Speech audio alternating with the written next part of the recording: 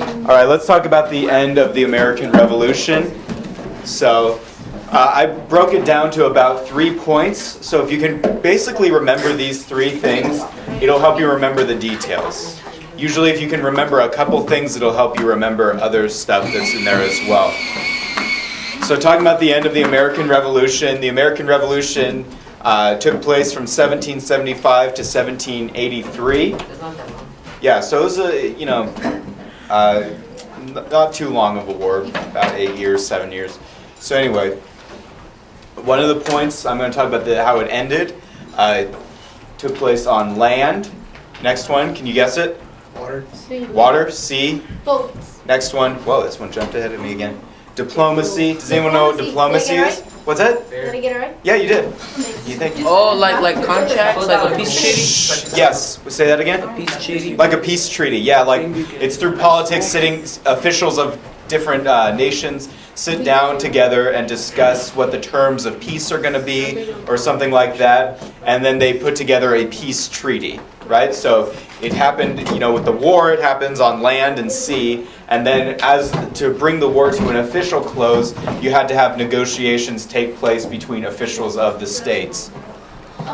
So I'm going to skip this 4 corners activity. Do you guys want to do this? Yeah! Yes and no? Physical activity! Woo! Yeah! All right, we're going to do it. Enthusiasm! We're doing it. All right, listen up. Shh. All right. Yes. First slide? This? Okay. All right, guys, you'll notice strongly disagree, agree, disagree, and strongly disagree. And this is the statement. The British would have won the Revolutionary War with more time. Give me time. All right, so get up and go to one of the 4 corners. All right. You guys all know why? All right, let's start with agree. Shh. Agree, what do you think? Okay, so they would have had more men and supplies, and they could have thought of a way to fight the combat tactics of the Patriots. Okay, so you think the British would have won with more time? Yes. All right, very good. Next, somebody from disagree. Tell me why you disagree. Give me a couple reasons since there's so many of you. Hang on, we'll get to strongly disagree in a second. Just the disagree side. You don't disagree as strongly, but tell me why. Hang on. What's up? Yeah, maybe not a bigger army, but Wilbur, what did you say? Say what you said. Okay. So someone else give me a reason. Yeah, that's.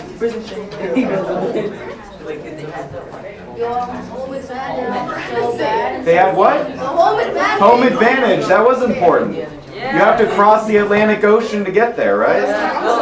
What else? Why do you think the Americans won then? And it wasn't a matter of just time. Yes. Because the Americans had better weapons.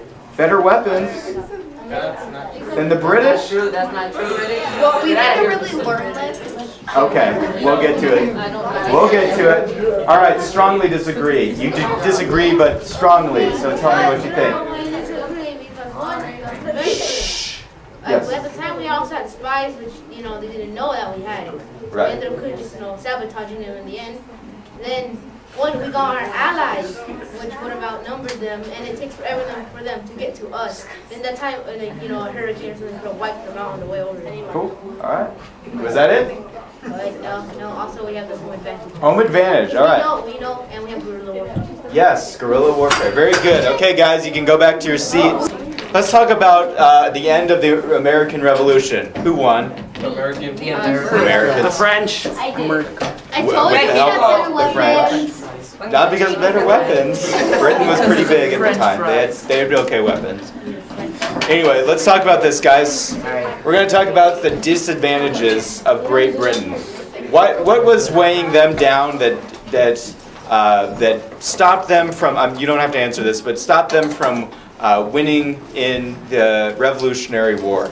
So let's talk about King George. You guys know King George? Yeah. King of England at the time? Do you like his outfit? No. No? Someone was talking about, in my other class, was talking about him wearing it tomorrow. And I was like, all right. He's like, for extra credit? I was like, give you a little extra credit if you want to dress like this. So, Bro, I'll any, so do that. any takers? If you dress like this, I will give you some extra credit. But like, It has to be the next school day though. I'm not going to do it all throughout the year or something. What? Can I just do it Monday? You can do it Monday. Oh, there's no school Monday. Tuesday. If you come and dress like this, I'll give you a couple like- points of extra You should credit. give us 20, man. it's kind of hard to like do it. We need like throw on spandex and like. I'll just tie a blanket If you around get my past the dress code as well, then We can say it's for history. It's collared. Right. It technically is collared underneath. okay, like- okay. I'll say, All right, we'll see what happens. All right. I'm gonna try. I'm going to be disappointed if you don't. What are you going to do? All right, guys. Let's talk about problems King George had at home. So, yes, write some of these down. Like I said, if you remember the big points, the little points line up under this. I'm going to hopefully get this up online so you guys will be able to review it later. If you miss something in notes, it's not the end of the world, especially with this PowerPoint, because this isn't going to be the main thing we're getting to in the whole class, okay? So anyway, but British support for the war was already dwindling, so the British were tired of fighting the war. They were tired of paying for it, as I'm going to talk about. A lot of the British didn't want to get into the war in the first place. They thought it was a waste of time, which it turned out to be. So it wasn't, I don't want you guys to think that all the British were interested in fighting the Revolutionary War against the Americans. It actually wasn't that way. There had always, as I said, been a strong opposition movement to the war in England. There were men, one of them, you don't have to remember the name, but he's a famous English writer. His name was Edmund Burke. And have you heard of him? No. Okay. But anyway, so he was in Parliament, which is their house where they govern, kind of like our Congress. They represent their people and try to make decisions for their government. And they're in there, and a lot of them were saying, no, this is a bad idea to go fight a war over these colonies who just don't want to pay taxes. Let them go. It's not going to be that big of a deal. We'll just continue friendly relations with them and instead. And so there had always been that opposition to the war. So the British were also tired of paying for the war. You guys get tired of paying for things? Yeah. You especially get tired of paying for something if it's not worth it, right? Okay, the British were tired of paying for the war too. So not only was the war fought over taxes being part of it, right? Because the Americans revolted because of the taxes, right? The British were tired of paying taxes to fight this war that was over the Americans not paying their taxes. You can see why that would make them upset, right? Britain was no longer trading with America. It's hard to trade with someone when you're at war with them, right? So Britain's no longer getting the benefits of trade with the American colonies, and they have to pay to fight them. So the war is not going too well for King George, but he was behind it all the way till the end and past the end. America was no longer paying taxes. So one of the issues was a few years before this in the French and Indian War, the British had come over and they had fought the French and Indians on American soil. And one of their measures that they tried to come up with was a tax to get from the Americans to pay for that war, which the British did defend the American colonies in that war. You guys don't have to write that down, but I'm just explaining the background a little bit. And so America was no longer paying the war debts, and they were fighting back against the British. So, all right. Give you a couple more seconds to write this down. So that's at home. That's what's going on within Britain itself. Right? So these are the problems. If you're British, these are the problems locally. Okay? So after looking at home, what are we going to look at? We're going to go beyond within Britain, right? What are the problems for the British? They don't have a lot of money. Next one? Yeah, that's true. We talked about that. They don't have a lot of money. All right. You guys ready for the next one? Yeah. Okay. Moving to the next one. Abroad, outside Britain, what were the disadvantages of Britain? All right, the end of the revolution. Shh. Guys, why are you talking? Okay.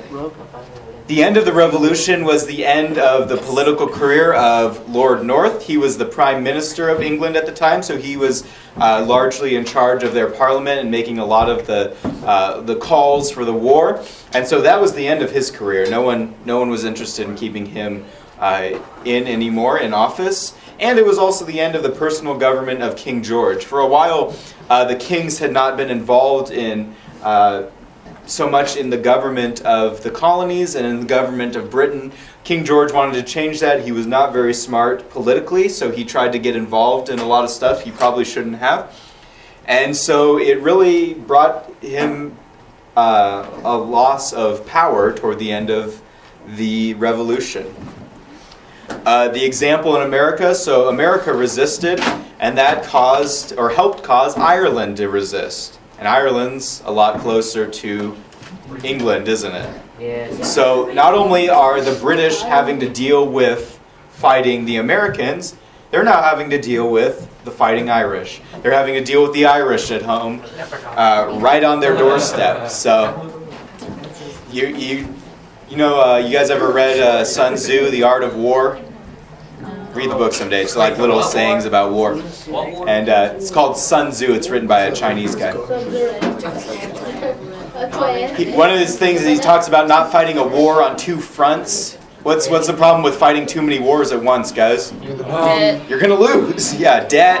I mean, you just aren't able to do it. That's the problem with empires, is they aren't able to maintain all their power they have because it's at such a broad reach.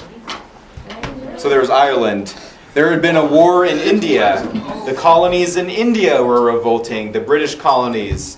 And so they were having to fight a war against them, and the British were winning. But, you have to send troops somewhere, and Britain only has a limited amount of troops, so they're having to fight in India as well. The British also had to send troops to fight in the West Indies, where they were trading and stuff like that, just to maintain power. May 1781, the Spanish come along and drive the British out of Florida. So that's not going too well for them. So now the Spanish are fighting the British in Florida and getting them out of there. They're losing ground all over the place, right? Yeah. Degrassi, we'll talk about him in a minute. He's a French French naval commander. He has the French fleet. And they had been fighting the British. And they had been fighting over the British's possession of the West Indies, which are these islands that have all these different things on them that they're interested in trading. And so they're fighting over the West Indies now. And so now the British are having to send even more troops there to just maintain some power and hold on to what they wanted to keep. It was said... Do we write that? The quote? You don't have to write the quote. I just think it's interesting. The quote just says, "Among the powers of Europe, the government of George III could not find a single friend." So he's pretty lonely. You wouldn't be surprised that he was lonely, though, because look how he's dressed. No, just kidding. It's true. Hey, I'm going to dress like that. And you're going to be lonely. That's why you lonely. Who else? It was mentioned also, who else was fighting with the Americans? The French. The French are a big empire at this time, so they're fighting along with the Americans. So, and then you've got Spain, you've got the West Indies, you've got India. So the British are not. Things are not going too well for them at this point, as you can see. But now you kind of know why, right? So you want to take a picture of that? Yeah. It's too much notes. Take a picture of the notes or of King George? No, I'm not going to take pictures of the notes. No, you guys, if you're going to take notes, you got to write them. So it's not the same. Trust me, it is not the same to take a picture. There's something that happens when you write that doesn't happen when you just snap a picture. Actually thinking. Yeah. But I'll give you plenty of time to write. I'll give you plenty of time to write down the notes. You don't have to write down every single one of these points. If you just want to write down little main thing. I've been doing that. Okay, well you don't have to. That's what I'm telling you. All right. All right. All right. So moving on. This is going to be less notes. Let's talk about land. So what was going on in the land? War. War, right? Okay. Here is Yorktown. What is Yorktown? Now you see the land here. That's Florida. It's pretty narrow. No, it's not. You see the land here, right? Yeah. It's pretty narrow, right? And what's surrounding Yorktown on all three sides? It's a peninsula. It's a peninsula. There is water surrounding Yorktown. All right, so here's Yorktown. Washington is planning to come down this way to Yorktown, and I'll talk about how he did that. Just want you guys to kind of listen. Don't worry too much about the notes right now at this point, okay? Here's Cornwallis. Who's he? He's a He's a general, yes, General Cornwallis. And he's the general of whom? The British. The British general, okay. My homies. This is Cornwallis. He came and occupied Yorktown. That's all you have to write. That he occupied Yorktown. You could also note that he, gained some more men to his army, 7,000 more men. His going to Yorktown was also a retreat.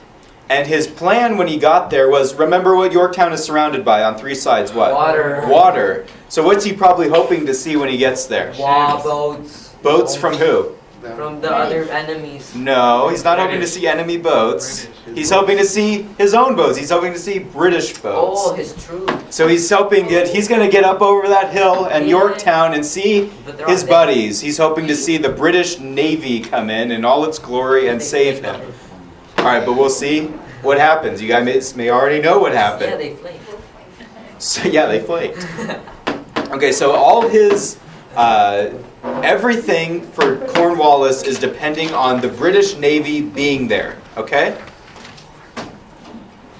So that's what I just said. His whole safety depended on the British's ability to control Virginia waters. That means the rivers. That means the ocean. Okay. Yeah, I know it. Oh, that's my grandma. Your grandma? Your grandma's George Washington. Wherever in 1763. He's on the $5. All right, guys. This is George Washington, as you know. Washington, quiet down, had a conference with the French military commander. His name is, who can pronounce this? Rochambeau. Rochambeau. Rochambeau. Like rock, paper, scissors. I don't know what the connection is there. If someone looks that up and tells me, that'd be cool. Not right now. Not in class. Not in class. At another time. So he had a conference with him. You don't have to write down where it was. But their plan was to attack New York. Okay? That's where the British were holding. Their plan was to attack the British at New York. Okay? And where is Cornwallis? Cornwallis is in New York. Not New York. He's in Yorktown, which is way down in the south in Virginia. You guys know kind of where Virginia is? Right? Yeah, Okay. it's in the It's over there. Yep, it's over the there. other See side that? of the United Virginia. States of Mexico. Yep. America. All right, guys. So he meets with Rochambeau, and their plan is to attack New York. But he began to consider the possibility that Cornwallis was moving. He was on the retreat. He was one of the most important British military generals. And he was trapped in Yorktown by mostly water. So Washington begins to consider the possibility of taking all his troops down to Yorktown. Now this would be a good idea because the British are going to expect Washington to attack at New York. He was thinking about attacking New York. The British are expecting him to attack New York. And they're going to be able to march for a while and it's going to look like they're going to attack New York. So let's talk about that. Washington decided to transfer his armies down to overwhelm Cornwallis. But he only tells a few people about this decision. He doesn't even tell his troops until they make the turn. This is Washington's moment of his military genius. Other than that, Washington, he had some good battles and some things went well for him. But he wasn't always a great military general. He was just okay. He wasn't like a lot of the other military generals in history. He was just kind of average. But everyone liked him. He was a likable guy. Funny, as you guys write down a few more notes, I'll tell you a little story about Washington. You guys know Thomas Jefferson, John Adams, those guys, James Madison. Well, everyone everyone loved and respected George Washington. You know, he was a cool guy. They knew he was going to be, you know, the obvious choice for a first president. But George Washington was not the same mental caliber as those guys. He was not as smart or as educated as Jefferson, Madison, Adams, Benjamin Franklin. You know, those guys were at another level. And so when Washington read Plato and he read the Iliad and the Odyssey and those Greek things, they thought Washington wasn't as smart because Washington, instead of reading out of the original Greek, had to read translations into the English. So, how far we've fallen where we don't know original Greek. So anyway, guys got this? Yeah. All right, I'm moving on. This is Rochambeau, French guy, French military commander on land. Pulls out his hand. So they marched through Connecticut, joined up with Washington at the Hudson River. You guys all right there? Okay. They marched over, met with Washington, and they combined armies. So the British leaders, as I said, thought that they were going to attack where? Where did the British think they were going to attack? New York. New York. Where are they actually going? Yorktown. Yorktown, which is way down south. This is not, guys, don't worry about too much about writing this down, okay? So here they come. See, these are the Americans and French. It's one of the only times, it's one of the only times in history that they marched together. And so they come down here and they think they're going to go up to New York, but then they turn and they go down here. And then by that time it's too late for the British to do anything about it. So whoops. Jeez, that really shot up fast. Here, I'll put them all here. Where are you going? So on August 19th, what? We wrote this already, didn't we? No, this is something else. Where are you going back? I'll tell you what to write, okay, guys? So we don't write this? I'll talk to you about it, and then I'll tell you what's the important things to write down. How's that? Okay. On August 19th, 1781, Washington began his march. Leave that. So Washington and his army, you might want to jot this down. Washington and his army were able to move a good way through, guys, were able to move a good way through New Jersey without even the British knowing that they were headed to Yorktown. So they're coming down to, they think they're coming to New York like this. They're going to turn, okay? They combined troops, 2,000 American troops, 4,000 French troops. This was one of the only times Americans and French have marched together in one army. Guys, stop talking. You don't have to write that down. You don't have to write down the amount of troops. You can just write that the Americans and French were marching together.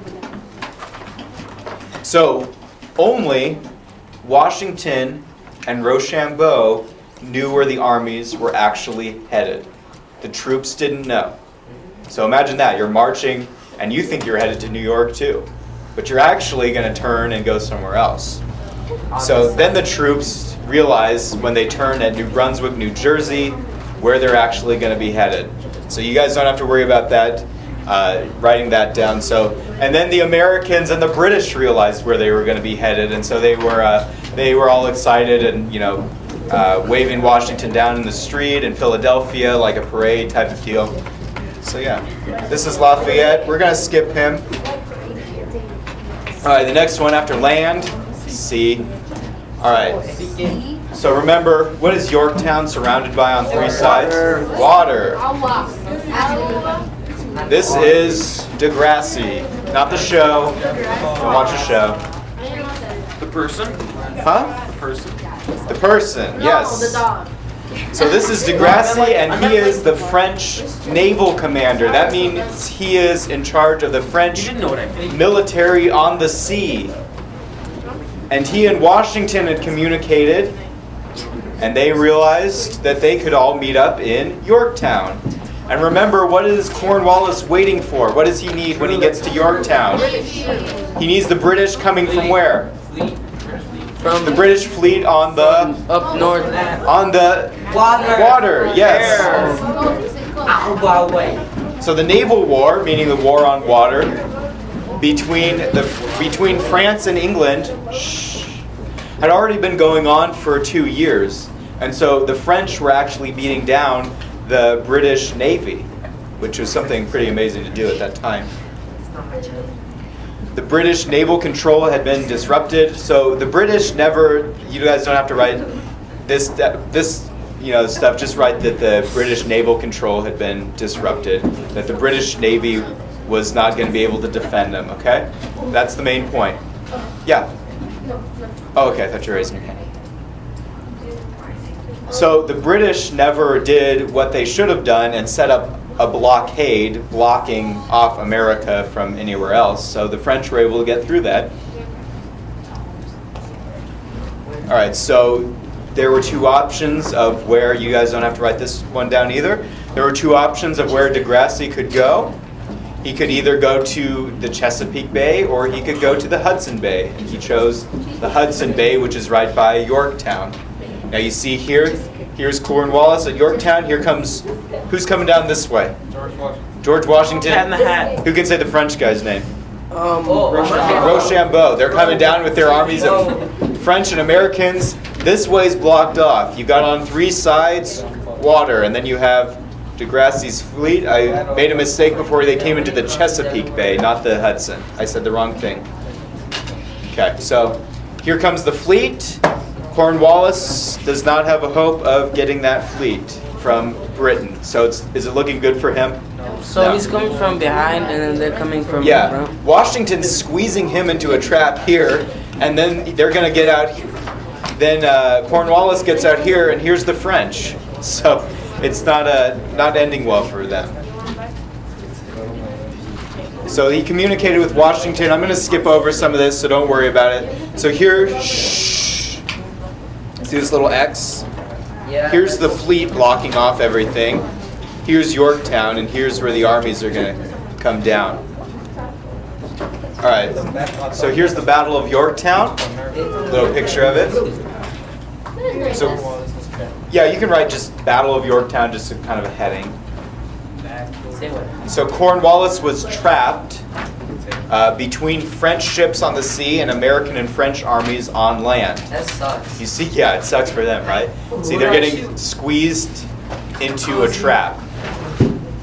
So that's the only thing you need to know about the Battle of Yorktown, really, is that they both, pushed them together to where Cornwallis had no choice but to surrender.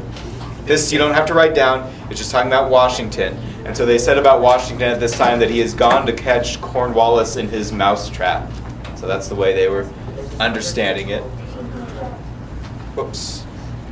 This you could write down. You don't have to get the exact date, but October 19th, 1781, Cornwallis surrendered, which signaled the end of the war. To have that guy surrender meant that the war was, for all intents and purposes, that it was done and it was over.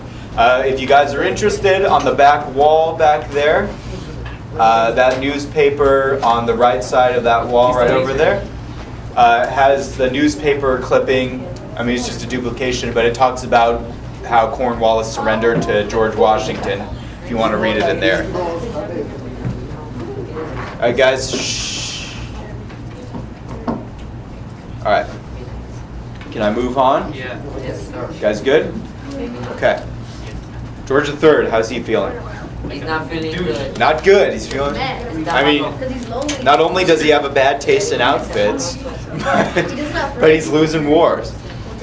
So, after the surrender of Cornwallis, everyone knew it was over except King George. He wanted to keep going, but that wasn't going to happen. So, you guys don't have to write that down. Just. Whoops! What the heck? Okay. Yeah, now he wants to go back 20 paces. Jeez, I cannot get these slides. There, okay. Keeping it there. Okay, George III said he would rather give up the throne than acknowledge American independence.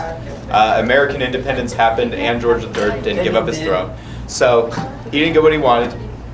The war officially ended, so it was over pretty much in 1781. Then why does it end officially in 1783? Finally signed the treaty. Because they finally what? Signed the treaty. They finally need to sign the treaty. That's point number 3. I cannot get this thing to work. Diplomacy. So we got land. We've got sea. Now we got diplomacy, which means they have to come together to officially sign the peace treaty. Alright, guys. You guys know these guys? Yeah. Ben Franklin. Yeah. The guy who got struck by lightning, right? And then. Nope. Not a true story. He would have died. Yeah. Oh. Somebody who's been struck by lightning like 12 times and they've died. Yeah, but with a kite, he probably that didn't actually happen. Oh. All right, guys. Shh. So the first, All right. second, third, fourth, and fifth grade, I don't know. So there's Benjamin Franklin. He represented the American delegation to the French. There's John Jay. You may not be as familiar with him, but we'll learn about him later. Delegate to Spain. And then John Adams, second president, guy who did a lot of stuff leading up to the American Revolution that brought it about. And he was a delegate to the Netherlands. All right, so they signed the Treaty of Paris. It's kind of interesting, guys. This painting, I mean, this is just a picture from Google Images. But this actually comes from a real painting where something happened to where it's like this. You see the smudge? Where it's like all weird. Something happened to where it was like damaged or not completed. I don't remember the story behind it, so you guys could also look that up when you go home if you're interested. So there's a Treaty of Paris, which officially ends the war in 1783. So French, guys, listen up. These are ones you may want to write down. I think there's a mistake in this PowerPoint, but we'll get to it when I get to it. So France had made America agree not to negotiate peace with Britain without their consent. So France said, do not make a deal with the British on your own without us being involved. But they did it anyway. So the Americans did it anyway. I'm just going to put these up here. You'll have plenty of time to write them down. Franklin, Adams, and Jay, they violated that. They went and drafted peace anyway. So it's the American way. I'm just kidding. Whoa. There we go. Oh no. Oh gosh. Don't worry about it. You don't have to write down every single. I'll tell you what to write, okay? So Britain ceded them the land. Can you stop making that noise? Britain ceded them everything east of the Mississippi and south of Canada to America. So they gave them all that land. That one you might want to write down. Britain promised to withdraw. This should be British troops from the American territory. They got the troops out. That's all you have to write down. You don't have to write it. Like I said, it doesn't have to be full sentences. Britain and America agreed free access to the Mississippi River. That one's optional if you want to write it down. Britain promised to compensate masters for lost slaves during the war. You guys can write that one down if you want to. America promised to compensate American loyalists for property confiscated during the war and restore their civil rights. Now, can you imagine what it would have been like to be someone who was loyal to Britain in America at that time? Do you think it would go well for them? No, and it didn't. And a lot of them went back to Britain at the end of the war because it was not going to go well, or they fled up to Canada. They were called Tories. And they said that they would, compensate them, that they would pay them back for property that was lost during the war, that they would give them back their civil rights. But is Britain going to be able to enforce this treaty, or France, or anyone else? No. Are they going to be able to come down to, say, Georgia and enforce this? No. So they agreed to it, but it was basically unenforceable. You don't have to write that down. It's just interesting. Declare war again. America, yeah, they could declare war again, but they already agreed it wasn't worth it, right? America also agreed that it would not impede British merchants from recovering money owed them. You don't have to write that one down. One thing I want you guys to remember just as I close, this will be the last point. You guys still writing? Yeah. Okay. All right. This will be the last point, and this will get us into our discussion on the Articles of Confederation on Tuesday. We'll have a nice 3-day weekend. Good. The Treaty of Paris It acknowledged the Americans, the American colonies. Let me ask you guys this question. Did it acknowledge the United States? No.